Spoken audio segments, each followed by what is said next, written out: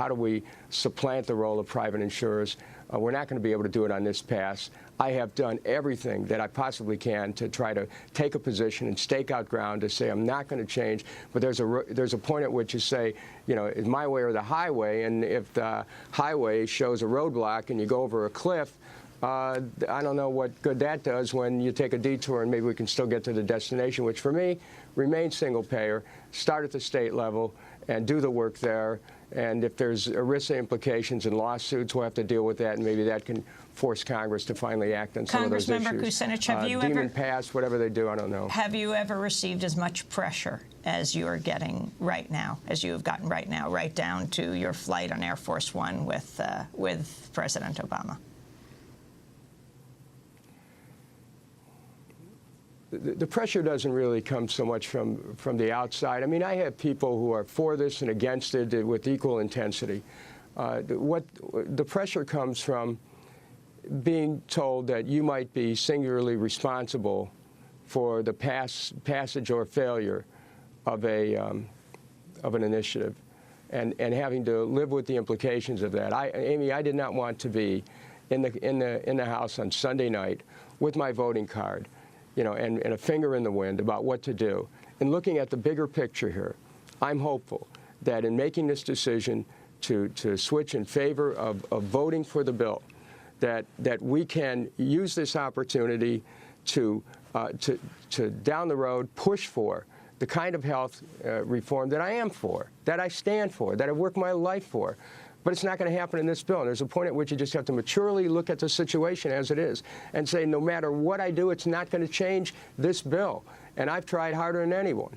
But, you know, it's just not going to happen. So, and then come back to this discussion. We just have to break for a minute. Congressmember Kucinich speaking to us from Washington after he has decided to support the health care reform bill. We'll also be joined by longtime consumer advocate Ralph Nader. Stay with us. Good Health by Christmas in March here on Democracy Now!, democracynow.org, The War and Peace Report. I'm Amy Goodman with Juan Gonzalez. We're broadcasting on over 800 stations on Pacific and NPR and low-power FM and college and community radio stations, on public access TV and PBS TV stations and both TV satellite networks. Dish Network, Channel 9415, Free Speech TV, 9410 Link TV, and DirecTV, Channel 375. We're also video and audio podcasting at democracynow.org. Our headlines also available in Spanish for any radio station to take. As we're joined now by Congressmember Dennis Kucinich of Ohio, who will be voting for the health care reform bill, and longtime consumer advocate Ralph Nader. Both of them, Ralph Nader and Dennis Kucinich, have run for president of the United States several times. Ralph Nader, your response to the health care reform bill and Congressmember Kucinich's position. Well, this is the latest chapter of corporate Democrats crushing progressive forces, both inside their party and against third parties. There's nothing new here. It's being pointed out in my former running mate's autobiography, The Late Peter Camejo, which is coming out in a couple of weeks from Chicago. What we're seeing here is a legislation that doesn't even kick in until 2014, except for one or two items on staying with your parents' insurance policy until you're 26. That means that there'll be 180,000 Americans who will die between now and 2014 before any coverage expands, and hundreds of thousands of injuries and illnesses untreated. This bill does not provide universal, comprehensive, or affordable care to the American people. It shovels hundreds of billions of dollars of taxpayer money into the worst corporations who've created this problem, the Aetnas, the Cignas, the health insurance companies. And it doesn't require many contractual accountabilities and other accountabilities for people who are denied health care in this continuing pay-or-die system that is a disgrace of the Western world. For the drug companies, it's a bonanza. It doesn't require Uncle Sam to negotiate volume discounts. It allows these new biologic drugs under patent to fight off generic competition. That's a terrible provision. And it doesn't allow reimportation from countries like Canada to keep prices down. Congressman Kucinich's points are not respected either. There is no public choice or public option in order to keep prices down. So it's an open sesame for these giant insurance companies that are concentrating more and more power in violation of the antitrust laws over the millions of American patients. And it doesn't safeguard the states from the kind of litigation that's heading toward Pennsylvania and California that are now trying single payer. So what we should recognize is nothing is really going to happen in this bill, if it's passed, until 2014. So there's a gap here, including a presidential campaign and the contest in 2012 and a congressional elections in 2010 for the single-payer supporters in this country. Majority of the American people, majority of doctors and nurses support single-payer. They've supported Dennis Kucinich all over the country on this. They have supported singlepayeraction.org, which I hope 1 million people will visit in the next few days in their outrage over what's happening here.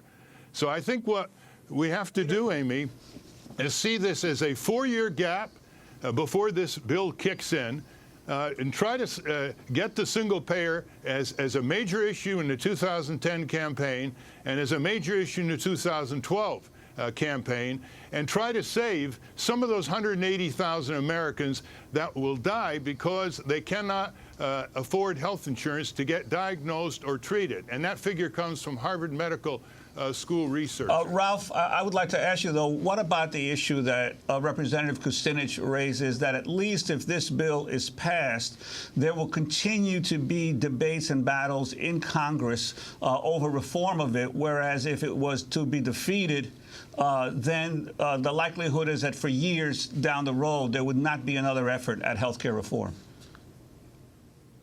I think both is, the Democrats are basically saying, if you don't pass this bill, we won't have a chance for another 10 and 15 years. And if the bill is passed, they're going to say, OK, that's behind us. We now have to pay attention to all the other issues on our plate.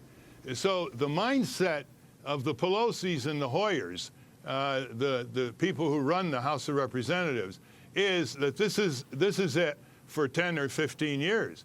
And the American people have got to say, no, this isn't it. Now, Dennis is subject to retaliation if he didn't support this bill in the House of Representatives. And, you have to have empathy with him on that. He's got a subcommittee. He's got to live with these corporate Democrats. But the American people are not subject to that kind of retaliation.